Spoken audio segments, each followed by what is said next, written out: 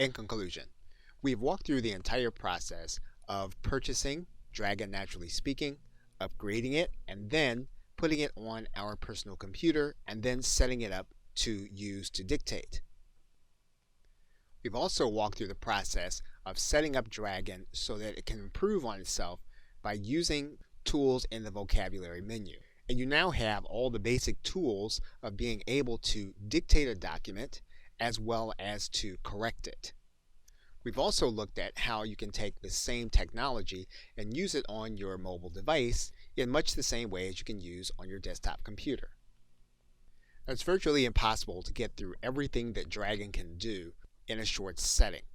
However, there are more powerful tools such as transcription and auto-transcription that you'll want to learn more about.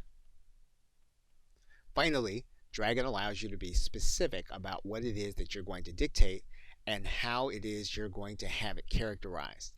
The engine is customizable, and every time that you get ready to use it for a specific purpose, you can tailor it to what you need to do to create the content that you want.